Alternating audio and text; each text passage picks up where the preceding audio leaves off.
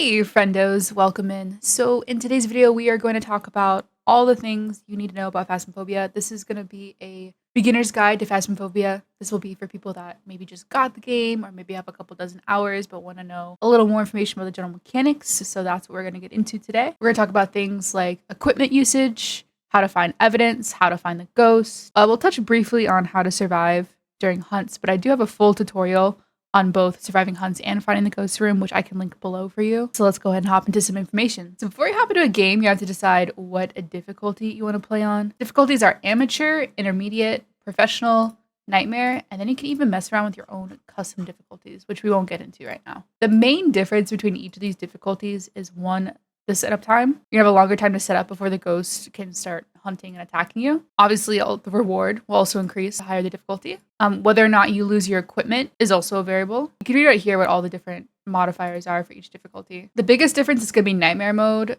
being that you only get 2 pieces of evidence instead of the 3 pieces of evidence, which at that point you're going to have to know all the ghost's hidden abilities, which I also made a guide on if you want to check that out, and I'll link that below. But for today's purposes, we're going to play on professional. That way we can get all 3 pieces of evidence, get hunted probably, and check out a couple other things. Okay, so here's what I recommend bringing. I always bring a strong flashlight. These are going to be your best way to see around the house. You can add it to your inventory like this, and then grab another piece of equipment, and then turn it on and off with T. The game will already give you EMF reader, spirit box, ghost writing book, dots, a video camera, and a UV light, so you don't have to worry about bringing those things. You can bring extra if you want to, but those are going to be all the equipment that you need in order to figure out what kind of ghost you're dealing with. I'd also recommend bringing at least 1 tripod, crucifixes, at least 1 thermometer, 1 parabolic microphone to get the objective done, motion sensor, again, to get the objective done, salt, another objective, smudge sticks, we'll get into later, but they're going to help you during hunts, candles, again, to complete objectives, and then sanity pills to help restore your sanity. Your team's average sanity is going to be the determining factor on whether or not you get hunted. If you're going against a demon, if your sanity gets below 70%, the ghost can hunt you. But most other ghosts will only hunt you below 50% sanity, so I highly recommend keeping an eye on this and make sure your sanity doesn't get too low. If it does, you can take some sanity pills. Other ways to keep your sanity up is to keep the lights on in the house. If you're in the light, your sanity does not drop. Or in holding a candle also keeps your sanity from dropping. But it's a little annoying walking around with a candle all the time, so I don't recommend a candle unless you absolutely have to. Okay, so we've loaded into the game, we've got all our equipment. Now it's time to ghost hunt. I recommend going in with something that's going to help you figure out where the ghost is. EMF, super helpful for that. And even a thermometer can help with that. So first things first, whenever you get into a house, if the breaker isn't already on, which you can look in the settings of whatever difficulty you chose to see if it's on or not. But I'm playing on professional, so the breaker is not on. I always recommend trying to do that as one of the first things that you do, and the ghost is already touching doors, so that's awesome. Having the power on, 1, normalizes the temperatures in the house so you can easily figure out where the ghost is, and 2, allows you to turn on the lights so you can try to keep your sanity up as long as possible. So the breakers on this house were in the garage and right here. You can look on the map in the van and it'll tell you where the breaker is. Right, now that we have the power on, we can turn the lights on. Keep in mind, if you turn on too many lights in the house, it'll cause the breaker to bust, so make sure if you're not going to be in a room to turn the lights off. So when you're trying to figure out where the ghost is, this ghost is actually being super helpful for me. You can listen. You can literally listen to like it touching doors and then walk around the EMF reader and figure out what door it touched. Okay, so you see I heard a door being touched, so I'm going to go check. It was this door. So we know the ghost is maybe in this bathroom, maybe in this kitchen, in this general area. So that means we're going to want to set up our equipment in this area. You can also use the thermometer to try to pinpoint a little bit more certainly where the ghost is. Let's see. You're looking for temperatures. Definitely. Okay. So you see how it got to 2 degrees.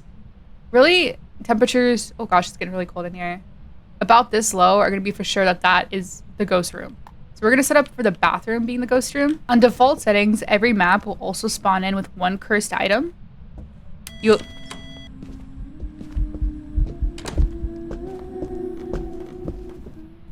Okay, well that was a ghost event. Hello there.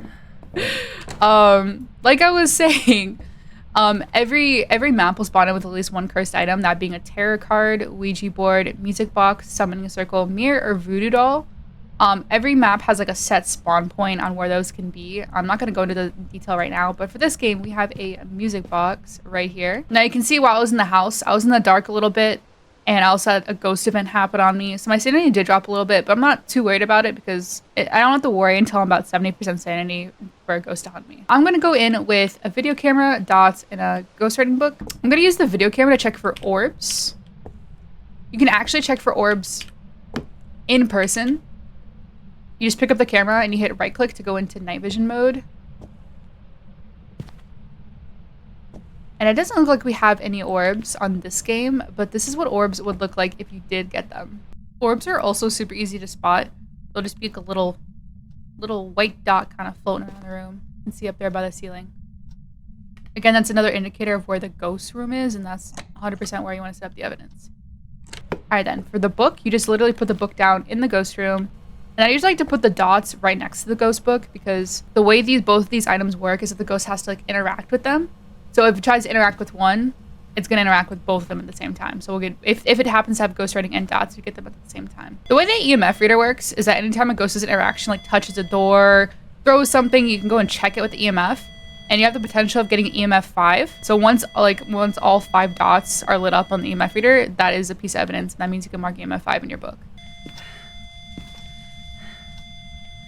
Also, if you're in the truck and you happen to look at the board and you get a distinct EMF 5 line, like none of these other waves and bobs and weaves, just a distinct EMF 5, that means the ghost has EMF 5 as well. But we do want to check for fingerprints. You do that with the UV light, and it looks like we do indeed have fingerprints. The fingerprints will look like it's kind of hard to see with the dots, but they're very obvious.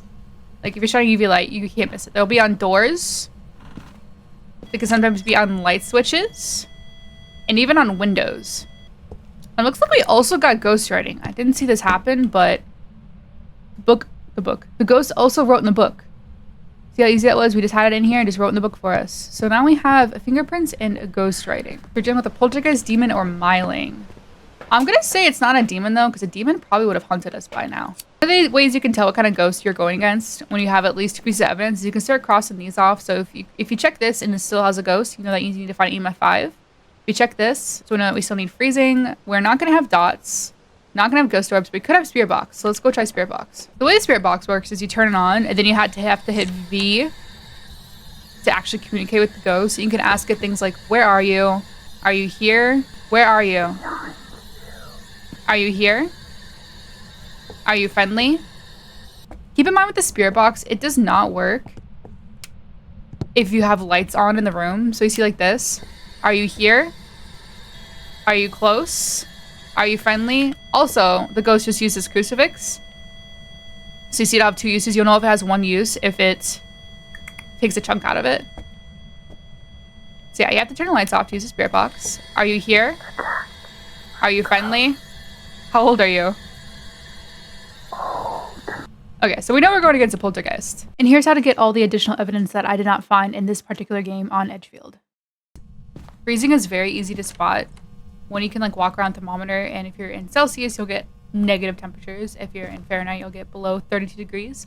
You'll also be able to see your breath if you're in a room that has freezing temperatures, which you kind of walk backwards and you'll see a little ball like that. That means it's freezing. So dots can be one of the more annoying pieces of evidence to find because the ghost literally has to interact with the dots machine for you to get the evidence.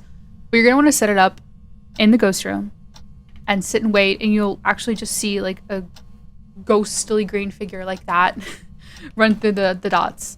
There is a certain ghost called a Goryo, in which case you have to set up a camera and check for the dots outside of the ghost room. Like nobody can be in the ghost room when you're checking for dots because the Goryo, you can only see dots through the video camera and if nobody is in the ghost room with it. But typically you'll see dots in person. But if you see dots in the van but not in person, then it's probably a Goryo. Another thing you want to keep in mind while you're walking around the house, trying to find the ghost and maybe turning on the power, is you want to look for hiding spots in case the ghost does hunt. Hiding spots typically look like closet door. So as you can see, the difficulty I'm playing on, some of the hiding spots are blocked off, so I cannot hide in here. This spot is also blocked off, but this spot is open. So I know this. So if the ghost does hunt, I know I can come up here. Important things about when you're hiding from the ghost. 1, you want to make sure you break line of sight, which you can do by going around a corner or shutting the door. And then when you go into the closet, your hiding spot, you want to make sure your flashlight's off, all your equipment's off. You don't want to have any equipment in your hand whatsoever. And also hold this door shut, because the ghost can walk by and just fling the closet door open, and then it'll find you. So I always like to hold the door shut. Like right now, I'm holding down left click and holding it shut. And you actually only have to hold one closet door shut when you're hiding. Like if this is open and I'm right here, the ghost can't see me. Like I said, I have a complete guide on how to survive hunts, which I can link down below. Other hiding spots are lockers like this, which in my case are blocked. Lockers like this you could hide in as well. Which same concept, turn off your equipment, make sure you are not talking, like don't be talking in the local chat, and hold your door shut. Honestly though, my favorite hiding spot in this map is I come down here and I hide here. Granted, the ghost isn't on my butt and I don't have my equipment on the whole time. The ghost, I've yet to die here. So this is actually my favorite spot on Edgefield. All right, so my sanity is starting to get a little low, which means I could possibly get hunted soon. So I'm going to make sure that I practice safe ghost hunting, and I'm going to have a smudge stick on me at all times. Even put a crucifix in there just to be extra safe. So yeah, keep it on your sanity. Average sanity does matter. So if this up here is, if you're playing in a group, like this is what you want to pay attention to. Because it goes hunts based off your average sanity. Unless it's a banshee, banshees hunt based off their target sanity. So you want to keep an eye on that.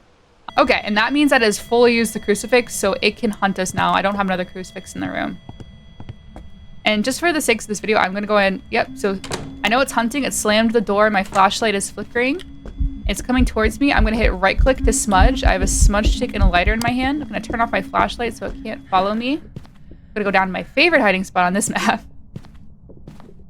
And hopefully continue to prove the point that it works.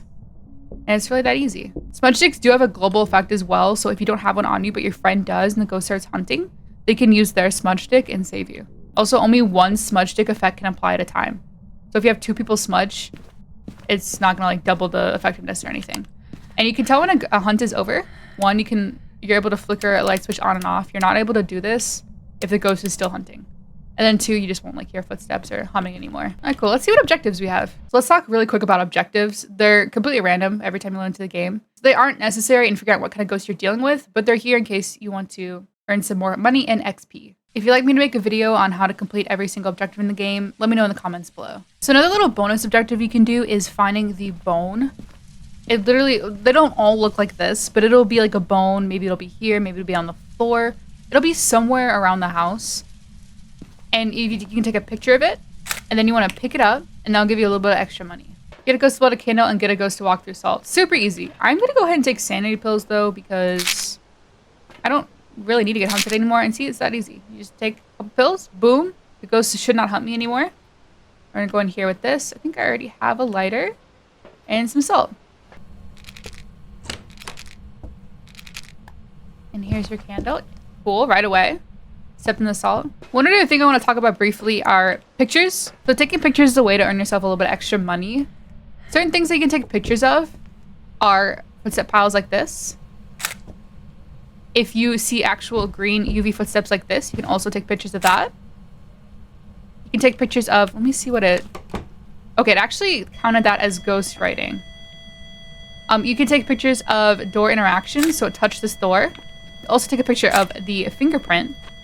You can also take a picture of the burnt crucifix. Okay, it's going to count that as a footstep, so love that for us. You can take a picture of the ghost, obviously. And you have up to 10 pictures that you can take. So 2 cameras worth of pictures.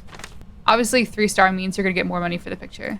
And that's it. Ghost hunting is really that simple. If you have any questions, definitely comment below and I'm happy to answer them. Otherwise, if you liked the video, drop it a like. If you loved it, drop me a sub. Good luck ghost hunting, and I'll see you in the next one.